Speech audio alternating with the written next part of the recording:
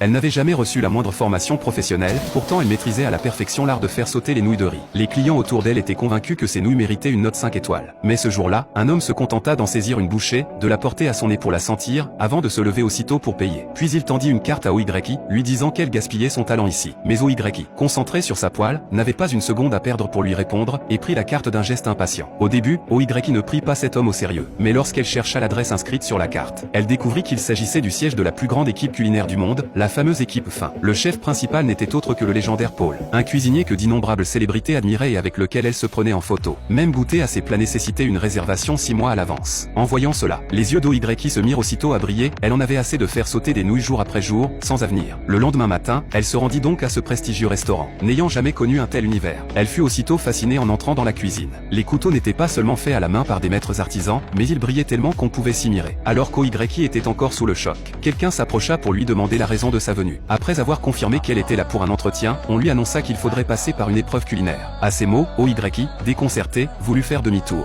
Mais c'est alors que Paul entra par la porte et annonça la règle du concours, riz sauté. Et son adversaire n'était autre que l'homme à lunettes. Ce dernier, diplômé de Harvard, se précipita pour rassembler une montagne d'ingrédients de luxe dès qu'il entendit le mot riz sauté. Oyki, elle, adopta une approche complètement différente, elle prit une boîte de riz de la veille, quelques œufs, puis se mit à remuer sans relâche sur le feu vif. L'homme à lunettes, lui, utilisa du riz fraîchement cuit, ajouta des petits pois et des carottes pour la couleur, avant de le faire revenir doucement à feu doux. En un rien de temps, 2 plats de riz complètement différents étaient prêts. À la surprise générale, Paul se contenta de sentir le riz d'Oyki avant d'annoncer aussitôt la défaite de l'homme à lunettes. Ce dernier, furieux, voulut protester, mais reçut en retour une gifle retentissante. En réalité, il avait déjà perdu dès le choix du riz, le sien était collant, tandis que celui d'Oyki était parfaitement séparé, grain par grain. Alors qu'Oyki se réjouissait de sa victoire, Paul s'approcha soudain pour humer son cou. Une odeur de pauvreté s'en dégagea aussitôt, et Paul lui ordonna d'aller se changer. Elle ne savait pas encore qu'être un grand chef n'était pas une tâche facile. Très vite, l'équipe reçut une commande pour un grand dîner, il devait cuisiner du bœuf wagyu pour un général. Pour aider Oyki à s'adapter rapidement, Paul décida de lui montrer lui-même comment couper la viande. Mais cette viande de luxe exigeait une précision extrême, chaque tranche devait faire exactement 2 mm d'épaisseur. Habitué à faire sauter des nouilles, Oyki ne savait absolument pas manier un couteau. Voyant cela, Paul l'interrompit sèchement et la réprimanda violemment. N'ayant pas d'autre choix, il lui demanda alors de s'entraîner à faire sauter la viande.